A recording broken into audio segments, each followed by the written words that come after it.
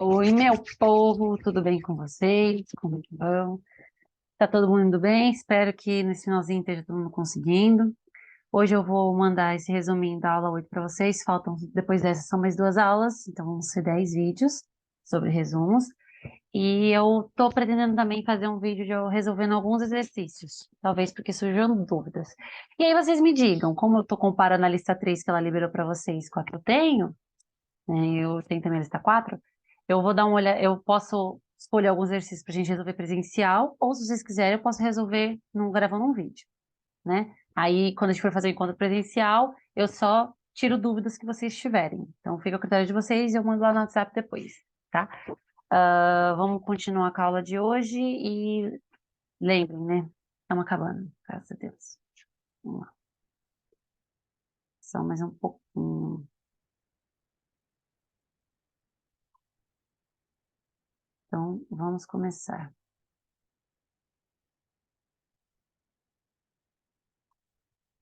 Vamos ver aqui, né?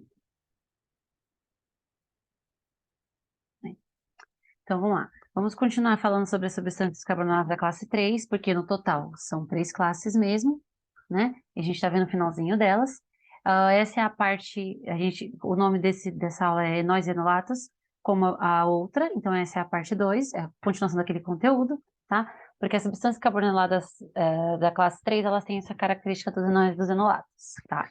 Para quem não lembra o que é enol, o que é enolato, enol é aquela ideia de álcool ligado a um carbono sp2, ou seja, um carbono que faz duas ligações entre carbonos, né?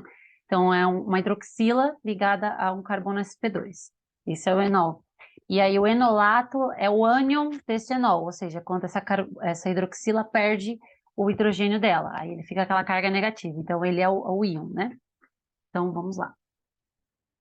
Como os enóis e enolatos reagem? A gente tem que lembrar que um enol é um nucleófilo melhor do que um alceno. Isso por causa do oxigênio. Então, como que eles vão reagir? Primeiro, se ele é um nucleófilo melhor, significa que ele vai fazer a substituição nucleofílica ou a adição nucleofílica muito melhor, certo?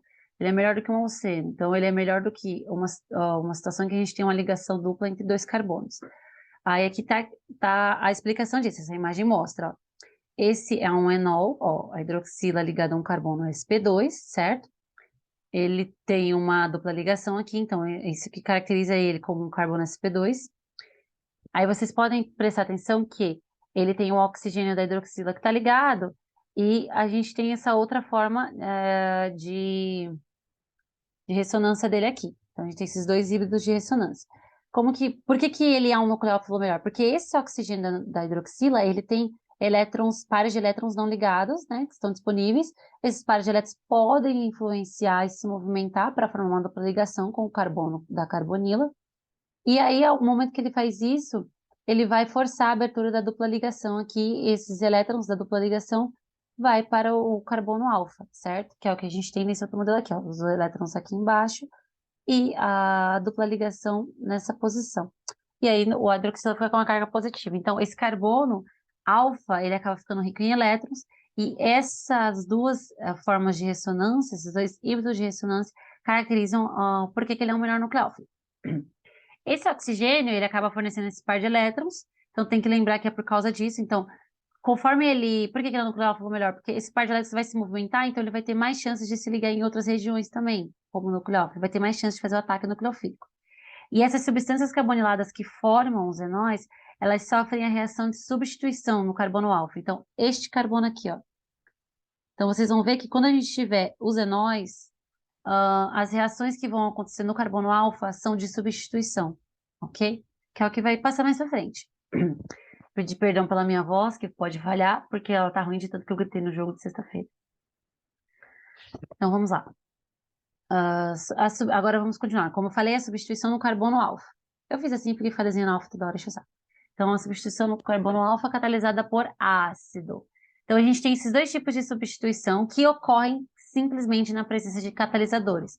Se não tivesse os catalisadores, essa reação seria muito lenta. A probabilidade de houver uma substituição ia ser muito pouca. Se formasse, ia ser uma porcentagem tão insignificante que a gente não ia nem contar como reação. Então, tem que lembrar que tem que ser catalisado. E aí, como que ocorre? A gente tem um ácido aqui que é o íon hidrônio, né, que é aquele H3O+, certo? Ele vai sofrer um ataque nucleofílico pelo oxigênio da carbonila, que a gente viu aqui, né? Ele vai fazer o ataque, ó, sai dele. Aí ele vai protonar, esse ataque nucleofílico nele vai protonar esse oxigênio. A partir do momento que ele protona, ele fica com a carga positiva. E aí, quando a gente tem uma carga positiva numa hidroxila, ela tende a tentar restabelecer sua carga normal, né? Porque sempre a gente vai tentar deixar a carga no zero. Então, os elétrons da dupla ligação entre o carbono e o oxigênio, eles se movimentam para poder estabilizar essa carga. E aí a gente vai ter esse resultado aqui. Quando eu fizer a abertura dessa dupla ligação, a gente vai ter para manter sempre o carbono tetraédrico, né? Fazendo 4 ligações, a gente vai ter que vai ter uma ação do carbono alfa. Como que vai ser? Como a gente tem o íon hidrônio no meio e a gente desprotona ele, né? Ele vai ficar lá sem o hidrogênio, que é o que a gente tirou, vai ficar água. Como o meio é ácido, essa água ela tende a restabelecer, porque a gente sabe que catalisadores eles são restaurados no final da reação. Então, ela mesma vai acabar atacando, agindo como um nucleófilo, ela vai acabar atacando o hidrogênio desse carbono alfa, e aí ela vai protonar, e esse carbono alfa vai ficar com 2 pares de elétrons disponíveis. Mais facilmente, eles vão se movimentar e fazer com que haja uma dupla ligação entre o carbono alfa e o carbono da carbonila, né? Que a gente viu lá a estrutura de ressonância. E aí, fazendo isso, a gente consegue abrir essa dupla ligação com a hidroxila e estabelecer aqui. Olhem para atenção nas setas também, tá? Que são setas de equilíbrio, então todas essas reações são reversíveis. Feito isso, a gente volta para a estrutura em que está a hidroxila, a gente tem uma dupla ligação entre os 2 carbonos. E agora essa dupla ligação, ela vai ser o quê? Ela vai ser ela vai ser uma ligação nucleofílica, ela vai se sentir atraída por eletrófilos, né? Tem a carga negativa aqui, tem muitos elétrons aqui. Então, essa dupla ligação pode atacar um eletrófilo, certo? Atacando um eletrófilo, ó, aqui é uma etapa da reação decisiva, porque ela é irreversível, né? Atacando o eletrófilo, esse eletrófilo vai se ligar a esse carbono alfa e a gente vai ter que o quê? A partir do momento que vai se ligar a esse carbono alfa, essa dupla ligação vai ser desfeita com o carbono e os elétrons da hidroxila novamente vão agir pela ressonância, vão se movimentar e restabelecer a dupla com o carbono para que ele não fique sem as 4 ligações. E a gente vai ter novamente aqui a carga positiva. Aí vocês podem ver, o eletrófilo entrou aqui e a carga positiva.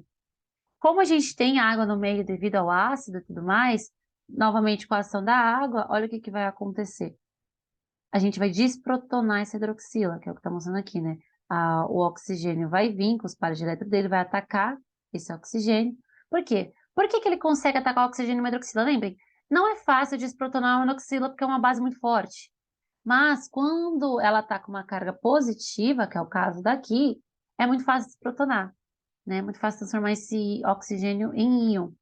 Aí ele desprotona e a gente vai ter esse resultado aqui desse produto, que esses 2 elétrons aqui, certo? E a dupla ligação com o carbono. E esse vai ser o produto da substituição alfa. Por que substituição alfa? Porque se vocês prestarem atenção, por mais que tenha ocorrido a protonação inicial no oxigênio, a reação que a gente teve de substituição, ela foi no carbono alfa. A gente trocou o hidrogênio que tinha nela pelo eletrófilo. E aí, o que é interessante prestar atenção? Uma coisa que eu acho engraçada no livro da Paula Bruce, em alguns livros de orgânica que eu dei uma olhada, é que no final das substituições, eles acabam colocando o íon hidrônio, que é o H3O+, né, o ácido, como produto, né? Porque a partir do momento que você coloca mais no final, né? Você coloca o produto em mais alguma coisa, tá colocando como produto. Então, isso daqui não é uma forma muito correta da gente representar. A professora geralmente pede para que a gente coloque no final, mas coloque separado. Pode colocar assim? Claro que pode. Está no livro também não está errado. Só que não é uma forma convencional, então é melhor a gente colocar ele separado, né? Colocar tipo, aqui embaixo, que nem tá aqui, por exemplo, ó. Mais, isso aqui. Então, fazer dessa forma, fica mais certinho, tá? E aí vocês viram aqui a substituição alfa. Um detalhe importante na substituição alfa, a gente viu a primeira etapa dela é o quê?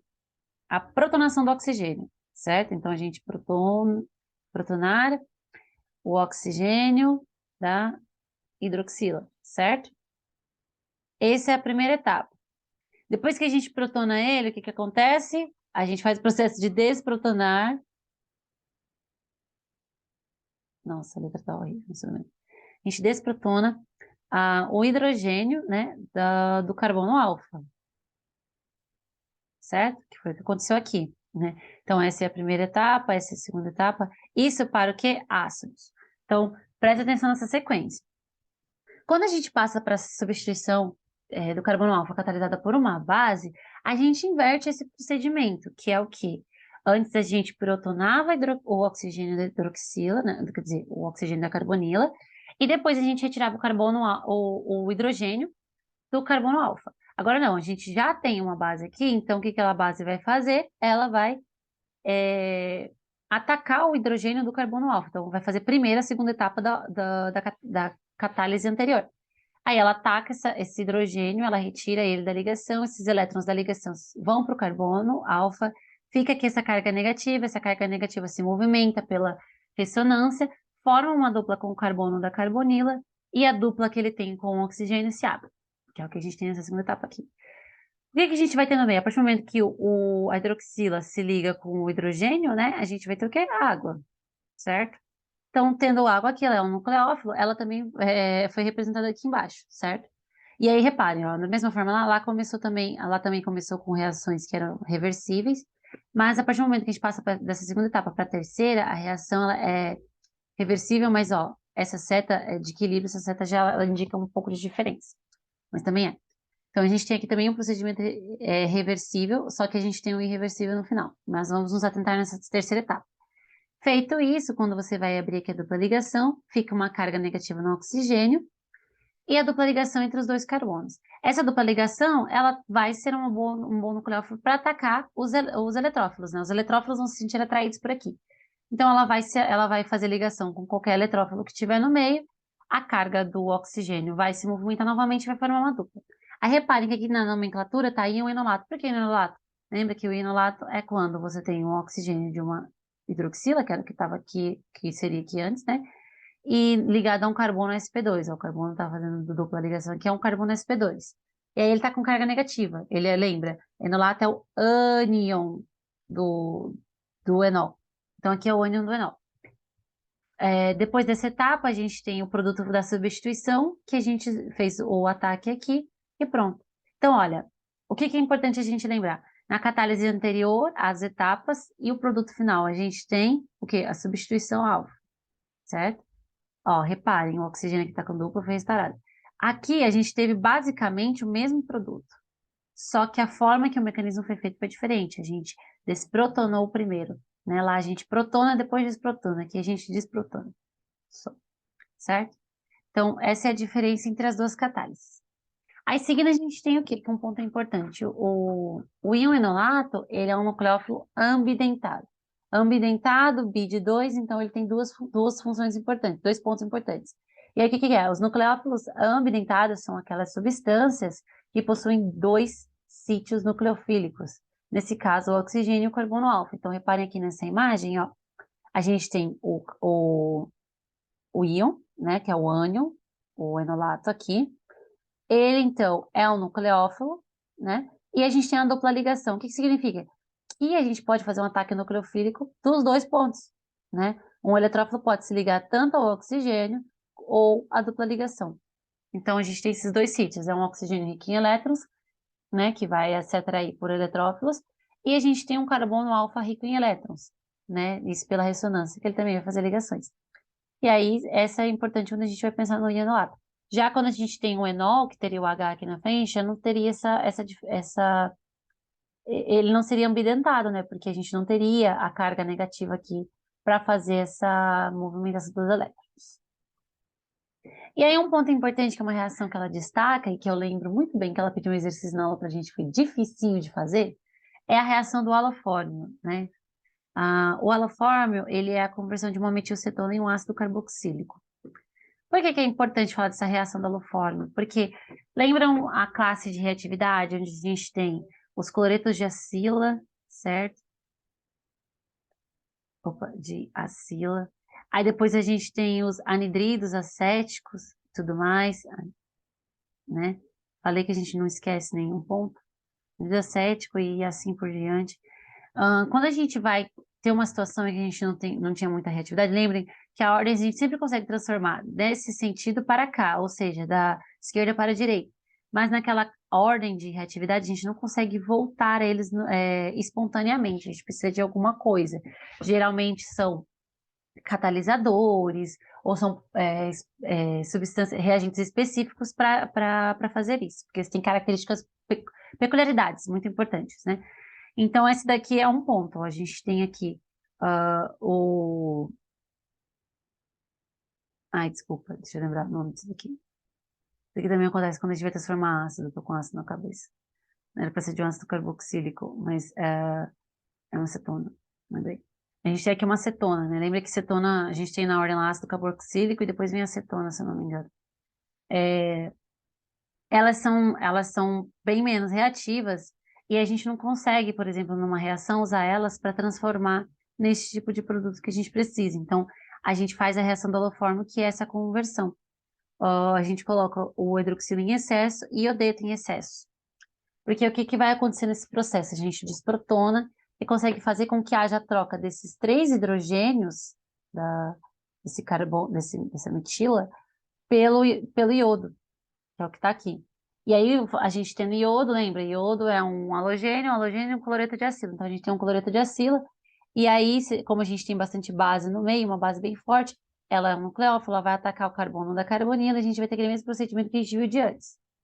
A gente vai continuar a reação, e agora a gente tem aquilo que a gente viu no início, lá, quando a gente tinha a formação dos 4, que era a substituição. Logo que a gente vai ter aqui os halogênios são grupos bons de saída, né? Porque os cloretos de acila reagem muito bem. Eles é expulso e a gente tem a transformação do quê? Dessa acetona em ácido carboxílico. Lembra que eu falei que não volta? A gente conseguiu transformar essa acetona em ácido carboxílico. Esse procedimento é importante por quê? Porque se a gente juntar ah, nesse procedimento, depois a gente consegue fazer a desprotonação dessa hidroxila e chega no íon enolato que está aqui, ó. Desculpa, no enol que está aqui, ó. Não, é um ânion.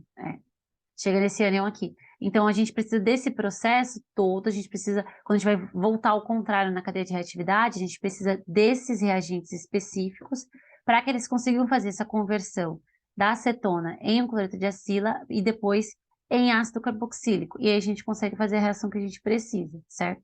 Então, é importante pensar por causa disso. Tem mecanismos que já foram mostrados quando a gente precisa fazer essa conversão que não é comum, porque não são reações espontâneas, e a gente usa características específicas. Essa é uma delas. Agora, uma reação importante e interessante é essa reação de Hell-Wöhler-Zelinsky, que é a HVZ. Essa reação, ela tem uma característica muito engraçada, porque ela usa o tribrometo de fósforo, que é o que está aqui, ó, né? Ou só o fósforo com o brometo. E aí ela consegue fazer a adição, ó, transformar o nosso carbono alfa fazer uma ligação com um halogênio, no caso é o bromo. E aí como é que funciona esse mecanismo, né? Como que ele acontece? A gente tem um ácido carboxílico aqui, que é o que está mostrado aqui nessa reação. A gente vem com brometo de fósforo. Ele promove, pelo mecanismo que é simples, né? Como é brometo, ele vai ter lá, ele vai estar assim, ó. Br ligado a Br2, né? Que tá ali Br2 ligado ao fósforo. Deixa eu fazer melhor.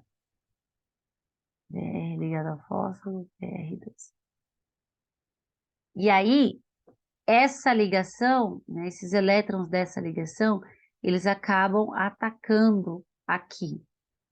E aí eles conseguem, na verdade, o oxigênio, desculpa, dessa hidroxila acaba atacando esse bromo.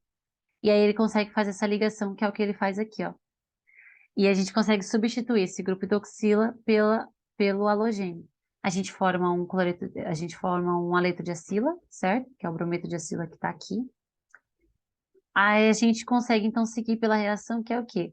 A transformação de um enol, ó, a gente tem um enol aqui, que é o álcool ligado a um carbono com dupla ligação, que é o carbono sp2. A gente tem a ação dos intermediários de ressonância, né, dos híbridos de ressonância. Essa dupla ligação entre o carbono e o carbono alfa ataca outros bromos que tem no meio, porque a gente tem um brometo de chumbo lá. A gente consegue fazer com que essa ligação seja possível, né? Que essa é a parte importante que a gente precisa. E,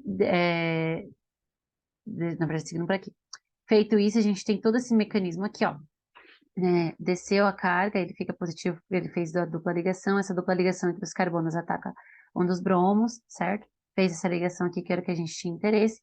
Agora essa carga dele tá positiva, a gente consegue desprotonar esse oxigênio, então a gente desprotona ele aqui, certo? Forma o ácido, ó. o ácido bromídrico, né?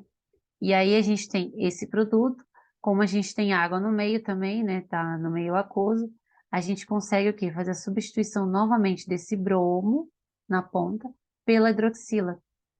E aí a gente consegue retornar ao ácido carboxílico, só que dessa vez o nosso carbono alfa está com a ligação do bromo, que é o que a gente precisava.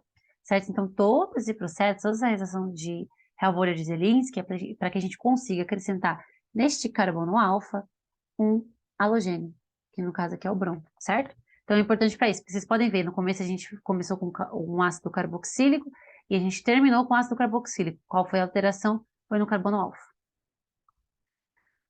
Aí aqui tem um apontamento interessante, ó. Temos que converter o ácido carboxílico a um haleto de acila, senão a reação retirará o próton do grupo hidroxi no ácido carboxílico. Então, o que que vai acontecer?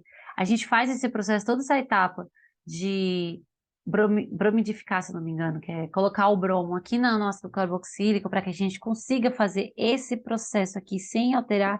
Senão a gente vai desprotonar o ácido carboxílico e a gente não é o que a gente queria, não é o que a gente quer. Ele fica um ânion, certo? Então a gente faz essas etapas para que a gente consiga chegar nesse produto final. E agora uma coisa interessante, o uso do LDA. Ele é usado para formar um enolato porque ele tem características muito específicas. O LDA ele se chama de isopropilamideto de lítio. Então, é uma molécula gigante, eu acho que não precisa mostrar aqui, porque vocês não vão usar isso. Mas o que que vocês têm que entender em relação ao LDA? Que ele é uma base. E qual que vai ser a ação dele? Se a gente tem nas reações de equilíbrio ácido-base, a gente tem que lembrar que o quê? Que há um favorecimento da reação do ácido mais forte em maior quantidade do que o mais fraco. Então, quando a gente tem lá reações que envolvem um equilíbrio, a gente vai ter aquele tipo de seta que o tamanho não é igual, ela vai ter o favorecimento de um lado para o outro, a gente vai ter o deslocamento da reação de um lado, porque vai favorecer a formação de um produto ou de um reagente, né? Não importa onde ele vai estar. Mas qual vai ser esse produto, esse reagente vai ser favorecido? Vai ser do ácido mais forte, certo? E aí, nesse exemplo, a formação do enolato, ele acaba sendo baixa, por ser o ácido mais fraco. Então, a gente tem aqui ó, o enolato. Lembra que é essa carga negativa no carbono sp2? Essa figura é para mostrar justamente isso, ó. Forma menos que 0,1% desse produto nessa reação. Ele é uma base muito fraca. Se a gente tem a opção de usar, fazer uma base mais, se ele vai ter a formação de um outro ácido que é muito mais forte, ele não vai favorecer esse tipo de reação, ele não vai favorecer a formação desse produto. Então, o LDA age justamente nessa situação. Se a gente usar ele, nossa, agora que eu vi, todos os carbonos que são carbonílicos, eles serão convertidos em enolatos. Então, todos eles que tiver, eles vão ser convertidos. E aí, o que acontece? Essas reações, elas precisam acontecer, a gente usa o LDA para, nas reações que a gente precisa aqui, todas as carbonilas sejam convertidas em enolatos. E aí elas sejam convertidas para que o quê? Para que elas consigam reagir com os eletrófilos, né? Antes de reagir com os eletrófilos. Porque senão o que que vai acontecer? Se a gente não fizer isso, você vai ver que não vai formar um nucleófilo aqui, não vai ter uma carga negativa, então a atração do eletrófilo por essa região vai ser muito fraca. Então a reação que a gente está pretendendo fazer, a chance vai ser bem baixa. Então se a gente conseguir transformar todos os carbonos carbonílicos em eletrófilos, né, em enolatos, a gente deixar essa carga negativa, a gente vai favorecer isso daí. E o LDA, ele é usado porque ele é uma base muito mais forte do que a que se forma. Então, a gente tem que lembrar que nas reações de equilíbrio, a gente tem tendências a formar ácidos fortes, né? Se é uma reação em que é para formar ácido, e bases fortes. Por que bases fortes e ácidos fortes? Simplesmente porque eles são mais estáveis, né? Eles têm uma força maior. E aí, se a gente for deixar na reação sem o LDA, vão ser formados eles que não vai favorecer depois que esses produtos, essas bases, esses ácidos fortes, façam o ataque nucleofílico aos eletrófilos. Agora, se a gente mexer com o LDA, a gente consegue fazer transformação de enolato. O mecanismo eu não coloquei, porque a professora não chegou a cobrar tanto pra gente, ela colocou mais essa opção pra gente lembrar que tem ele. A gente, quando ia usar na prova, a gente só representava que usou ele assim, dessa forma que tá aqui no semante. Colocava o reagente principal, o LDA e depois os produtos que formavam, certo? Mas se ela chegar a pedir alguma coisa para vocês, eu posso fazer o mecanismo depois, só me avise. Então, o que que a gente tem de interessante aqui? Esse aqui é um exemplo de ação do LDA. O pK está sendo mostrado para mostrar a força dos ácidos. Quanto maior o pK, mais forte é a base. E quanto maior, significa que o ácido é mais fraco. Então, a gente tem aqui, ó. O pK disso daqui é bem mais fraco. Então, ele não vai ser formado. Já com LDA, a gente consegue fazer o quê? Ó? Olha aqui, ó, essa carga negativa no carbono, né? É o carbono alfa.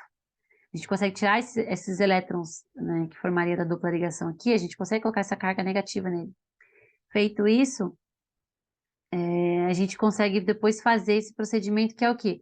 Fazer com que esses elétrons da dupla ligação se desloquem para esse carbono, ele faça a dupla ligação, como a gente viu aqui, e fique o íon enolato. E aí esse é o produto dele, né? Que eu acho engraçado que é dia. Mas, ó, essa formação aqui, ó, quase 100% praticamente. Então, é extremamente favorecido. É isso aqui que vai acontecer. Então, nessas situações, a gente tem que usar o LDA. Olha o pK dele, 35, gente. É uma base muito forte, muito forte. Então, mais uma coisinha para a gente terminar aqui, ó. Uma coisa interessante, o uso do LDA e do THF, que eu não lembro o que significa THF. É trihidroxossulfeto? Não, não lembro. Mas vamos, se vida que segue. A gente tem aqui um ciclopentano, né? Que é uma acetona, correto? E a gente lembra que o LDA é uma base forte, né? A ação dele é para transformar tudo no enolato, então ele vai agir junto com o THF, eles vão deixar essa carga negativa nesse carbono alfa, certo?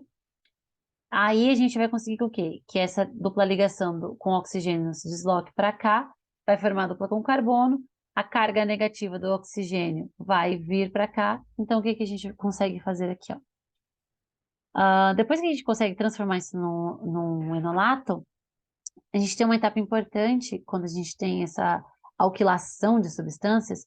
Lembra isso daqui? Lembra dos reagentes de Grignard, que a gente acrescenta cadeias carbônicas na nossa molécula? É basicamente isso que a gente consegue fazer quando a gente coloca a dupla ligação aqui, ó, que a gente só consegue com LDA. A gente consegue fazer com que essa dupla ligação, esses elétrons dela, ataquem esses carbonos, certo? E a gente consiga acrescentar cadeias carbônicas na nossa molécula. Aqui ele não acrescentou no ciclo, mas poderia, se tipo, fosse uma cadeia aberta, acrescentar mais carbonos e o quê? Fechar ou abrir o ciclo, dependendo do que for. E aí isso se chama alquilação. Essa alquilação de substâncias carbonílicas no carbono alfa, elas são uma outra forma da gente estabelecer as ligações carbono-carbono, ou seja, acrescentar cadeias carbônicas na nossa reação. Lembre dos reagentes de Grignard, parece um pouquinho. Então, lembra lá que o reagente de Grignard a gente usava, tipo, várias cadeias, né? E a gente tinha lá o MGBR, né? O MG mais BR menos. E aí, quando a gente ia fazer uma reação genérica qualquer, a gente tinha um ataque justamente dessa ligação aqui, ó, né? Esses elétrons dessa dupla ligação aqui, porque isso aqui era um sal, né? Era muito fácil de fazer essa ligação, atacava e a gente acrescentava esses carbonos à cadeia. Aqui só é um pouco ao contrário, porque o ataque vai vir dos elétrons do carbono, né, da dupla ligação, e vão pegar esses carbonos para ele. Mas é uma coisa bem importante para se usar, porque aí a gente consegue aumentar cadeias, fechar cadeias, né, dependendo do que for.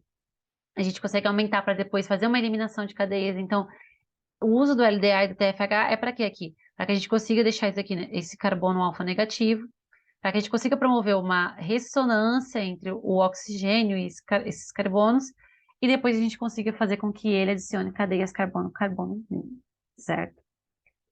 E aí, por último, para lembrar, né, os apontamentos finais, a base, ela remove um próton do carbono alfa e o enol é anulado pelo reage com o eletrófilo. Então, quando a gente tem essas reações de enóis, que é o que a gente está vendo aqui, é o enóis, né?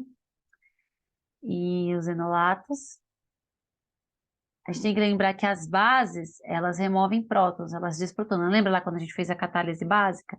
Ela desprotona o carbono alfa. Então, lembre, a gente não está mais concentrando as reações apenas naquele carbono ligado ao oxigênio, certo? Agora a gente também está tendo reações aqui, ou até anterior, mas o foco está no carbono alfa. Então, ele tem lá dois hidrogênios, a gente tira esse hidrogênio dele, a gente desprotona ele com a base. E aí a gente consegue seguir para fazer as adições ali, as substituições nucleofílicas. A reação, ela só difere na natureza base ácido e o eletrófilo. Então, assim, as reações que a gente tem, que a gente viu lá, catalisada por ácido e base, são praticamente as mesmas, porque a gente tem o mesmo produto inicial e o mesmo reagente final. Às vezes está no processo do mecanismo, porque sendo por ácido, a gente tem que protonar e depois desprotonar. Sendo por base, a gente só desprotona e já segue o baile. Então, depende dessa natureza da base do ácido e do eletrófilo que você vai acrescentar aqui. Outro ponto são, as reações são sempre realizadas em meio ácido básico. como já foi falado. As protonações são preferencialmente no oxigênio, mas as seções, como sempre. O que quer dizer no oxigênio? Então, a gente tem que lembrar que esse oxigênio aqui da carbonila é onde vai preferencialmente protonar. Lembra que na catálise ácida a gente protonou ele primeiro para depois desprotonar o carbono alfa. Então, onde vai acontecer preferencialmente aqui. A não ser que tenha um outro nucleófilo muito mais forte do que ele que faça esse ataque para se protonar. Mas geralmente é ele. E o importante, tanto nucleófilos e eletrófilos podem reagir com carbono alfa. Então, o que que ele quis dizer? A gente tem um carbono alfa aqui, ó, em que a forma como ele vai estar ligado vai determinar como ele vai reagir. Se a gente tem um carbono alfa que ele tem abundância de hidrogênios, que é esse caso aqui, é muito fácil vir um nucleófilo e desprotonar ele, certo? Ou a gente pode, o que que acontece? O nucleófilo reagiu com quem? Com carbono alfa. Ou a gente pode ter a situação em que esse carbono alfa está duplamente ligado, que é só um, desculpa, duplamente ligado, e esses elétrons da dupla ligação vão fazer o quê? O ataque ao eletrófilo. Então, tanto nucleófilos e eletrófilos reagem com o carbono alfa, certo? Esses são os apontamentos de agora e espero que tenha ajudado.